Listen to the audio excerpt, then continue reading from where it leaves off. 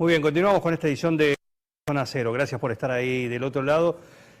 Es un gusto tener la posibilidad de conversar unos minutos con nuestra próxima invitada.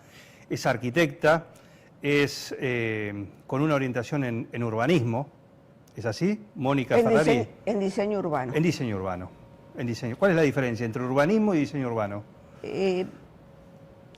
A vuelo de pájaro, digamos, diseño urbano hace más a lo estético. Ajá. Urbanismo tiene que ver más con el desarrollo de las ciudades, o sea, es mucho más profundo el urbanismo. De cualquier manera están totalmente interrelacionadas. Bien. La convocamos a Mónica, ¿por qué? Porque tiene una historia de esas que a veces nos preguntamos por qué hay que tener, a veces pasa algo en la vida de cada uno para darse cuenta de algo que habitualmente tenemos delante nuestro en el día a día y que no lo vemos, ¿sí?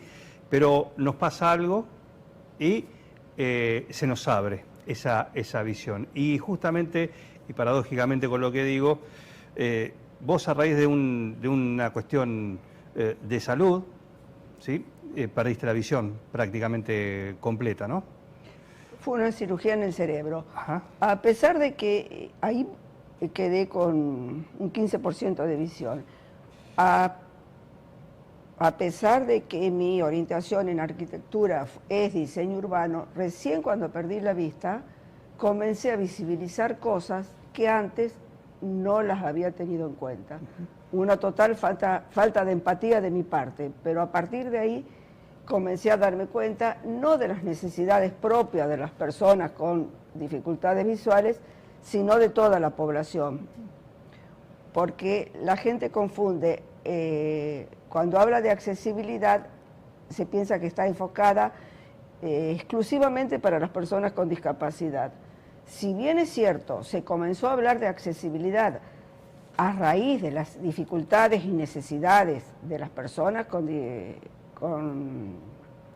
discapacidad, para los que trabajamos en arquitectura, en urbanismo, estas personas, este colectivo es solamente uno más de todas las personas que tenemos que tener en cuenta.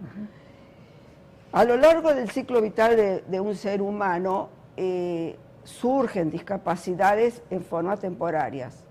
Nadie puede decir que una mujer embarazada es una persona discapacitada. Sin embargo, tiene necesidades diferentes de otra persona.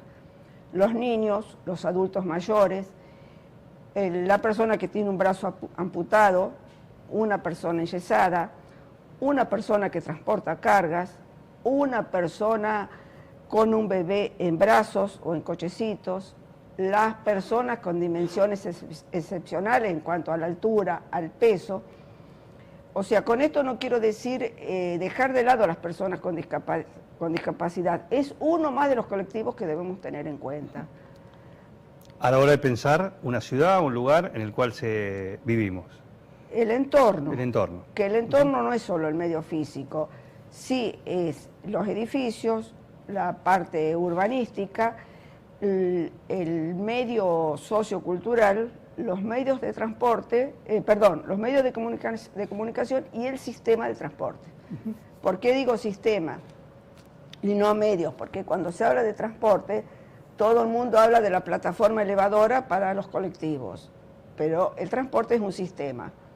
Por lo tanto, debiéramos tener en cuenta no solo la plataforma elevadora, el tipo de recorridos, la frecuencia, la señalética que hay en las paradas de los colectivos. Los lugares de espera debieran ser un lugar de protección de los agentes climáticos. En los lugares céntricos se transforman en meros paneles publicitarios y en los lugares alejados del centro son inexistentes. Por eso se habla de sistema de transporte y no de medios de transporte. Es mucho más amplio. Mucho más amplio. Y me interesa que cuentes esta frase que vos utilizás, que decís, ¿por qué no hay que hablar o hay que dejar de hablar de inclusión en cuanto a estas cuestiones, ¿sí? de pensar el lugar en el que habitamos y a pensar más en cuanto a convivencia? Primero, porque el término inclusión es soberbio. ¿Quién incluye a quién? Perdón, no es primero. Primero lo dice la ley. La ley para las personas con dificultades de la 24.314, sancionada en el año 94, que es para las personas con movilidad reducida, define lo que es accesibilidad. Pero los colegas generalmente ven la primera parte de la definición de accesibilidad y se olvidan del sentido de la ley. El sentido es, ¿para qué la accesibilidad? Para lograr una igualdad de condiciones, equiparación de oportunidades y participación activa. La participación activa, en una participación activa no podemos hablar de inclusión. Para que se entienda, si tomamos como metáfora una gran carretera, donde a los costados, ahí están todos los centros de intercambio, de comercio, educación, salud, recreación, donde la vida de las personas transcurre a los costados de esa gran carretera. Imagínate cómo sería tu vida si por una discapacidad hubiera una calle colectora donde ahí están los talleres protegidos, las escuelas especiales, durante todo el ciclo vital de una persona. Por eso es muy importante la definición de las cosas, porque muchas veces se generan políticas pro-inclusivas y están muy lejos de serlas, simplemente por desconocer el sentido de la ley. Cuando hacemos cosas especiales para las personas con discapacidad y solamente para ellas, estamos discriminando, la estamos segregando. Por eso es mejor hablar de convivencia, de equidad.